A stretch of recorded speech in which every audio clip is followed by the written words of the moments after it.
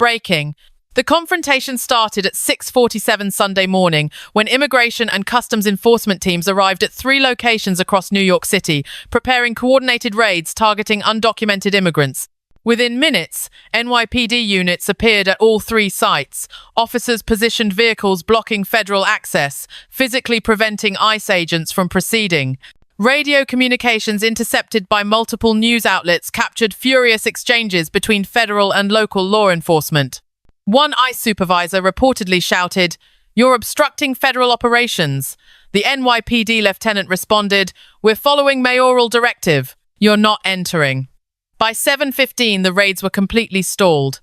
And by 8:30, President Trump was on Truth Social declaring it an act of insurrection. This wasn't spontaneous police resistance. Sources inside Mamdani's transition team confirm he signed the executive directive 3 days ago, immediately after his White House meeting with Trump concluded. The order instructs NYPD to protect residents' constitutional rights by ensuring due process compliance during any federal enforcement action in city limits. That language is carefully constructed. It doesn't explicitly order officers to block ICE. It frames their presence as constitutional oversight, but the practical effect is identical. Federal immigration enforcement cannot operate in New York City without local permission. Mamdani effectively declared sanctuary status by executive power. Trump's reaction was volcanic. Within 2 hours of the standoff, White House Press Secretary Caroline Leavitt held an emergency briefing declaring Mamdani in open rebellion against federal authority. She announced Trump was directing the Justice Department to investigate criminal charges, including obstruction of federal officers, harboring illegal immigrants, and seditious conspiracy. Those aren't political accusations. Those are felony charges carrying decades in prison. Mamdani, not yet inaugurated, is facing federal prosecution before his mayoralty officially begins. But the legal threat didn't stop Mamdani. Sunday afternoon, he held a press conference flanked by New York's governor, attorney general, and both senators. His statement was defiant and precise. The federal government has authority to enforce immigration law. It does not have authority to violate constitutional rights in the process. New York City Police will ensure due process is followed. If ICE complies with constitutional requirements, they can operate freely. If they don't, we will intervene. That phrasing is devastating because it puts Trump in an impossible position. If ICE follows constitutional procedures, Mamdani's directive becomes meaningless. If ICE violates rights, Mamdani's resistance becomes legally justified. Republican senators immediately demanded action. Tom Cotton of Arkansas called for Trump to deploy federal marshals. Ted Cruz suggested cutting all federal funding to New York until Mamdani backs down. Josh Hawley went further, proposing legislation that would allow federal prosecution of state officials who interfere with immigration enforcement. But notably, absent from these demands was support from moderate Republicans. Susan Collins refused comment. Lisa Murkowski said constitutional questions needed careful consideration. Even Lindsey Graham, Trump's most reliable defender, said only that he hoped both sides would negotiate. That silence signals fracture. Without unified Republican support, Trump's options narrow dramatically. And Mamdani clearly anticipated this exact response. Within hours of Trump's felony threat, New York's Attorney General filed a preemptive lawsuit in federal court, seeking declaratory judgment that the city's actions are constitutionally protected. The legal strategy is brilliant. By filing first, New York forces litigation onto their terms in their preferred jurisdiction. Trump can't forum shop. The case will be heard by judges in the Southern District of New York, one of the most liberal federal courts in the country. Mamdani isn't just resisting Trump, he's legally outmaneuvering him at every turn. The video lasted 97 seconds. The FBI questioning has already consumed 40 hours of congressional testimony. And leaked internal communications now confirm what intelligence officials suspected from the beginning. This wasn't spontaneous democratic resistance. This was a precision operation designed by Zohran Mamdani 3 weeks before anyone knew his name would be mentioned in the same sentence as Donald Trump. Late Sunday evening, leaked Pentagon communications revealed something extraordinary.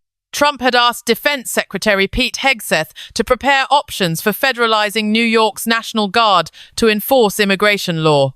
Military lawyers reportedly responded that such action would require either gubernatorial consent or insurrection conditions, neither of which exist.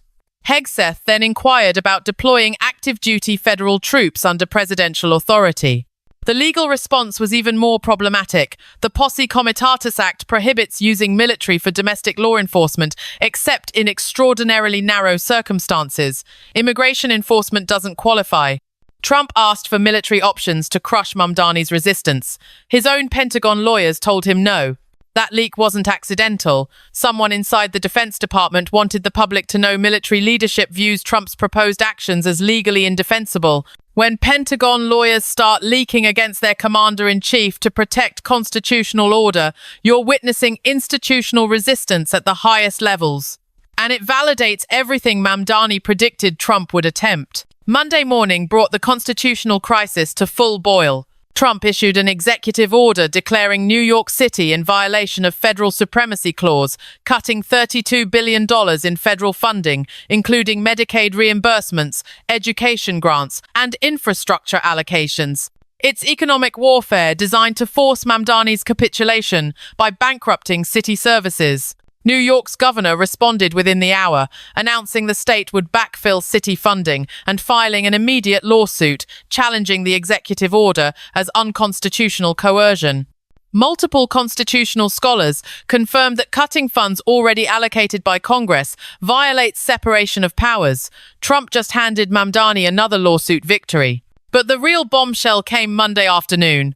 ICE whistleblowers leaked internal communications showing the Sunday raids were deliberately planned without warrants, relying on administrative authority that multiple courts have found constitutionally insufficient. The leaks prove Mamdani's constitutional concerns were legitimate. ICE was operating outside legal boundaries. NYPD intervention wasn't obstruction, it was enforcement of judicial rulings ICE was ignoring. Trump's entire narrative collapsed. He's not defending law enforcement. He's defending constitutional violations. Congressional Democrats immediately seized the opening. House Judiciary Committee announced hearings on ICE constitutional compliance. Senate Democrats introduced legislation requiring warrants for all immigration enforcement operations. And critically, 3 Republican senators quietly signaled they might support warrant requirements. Trump's immigration crackdown is fracturing his own coalition because Mamdani forced the constitutional question into visibility. International reaction has been swift and damning. Canada's government issued a travel advisory warning citizens about uncertain rule of law conditions in the United States. The European Union expressed concern about militarization of civilian law enforcement. America's closest allies are publicly questioning whether the US remains a stable democratic partner. Trump's confrontation with Mamdani isn't just domestic politics, it's a national security crisis, eroding international credibility. And Mamdani remains completely unbowed. Tuesday morning, he announced New York City will provide free legal representation to any resident facing federal immigration proceedings. It's another strategic escalation, ensuring every ICE action faces maximum legal resistance. Trump wanted to make an example of New York. Instead, Mamdani is turning New York into a model of constitutional resistance that other cities are already pledging to follow. Los Angeles, Chicago, and San Francisco mayors have all signaled similar policies are under consideration. Trump faces a choice: back down and look weak, or escalate into constitutional crisis he can't win. Either way, Mamdani has already claimed victory.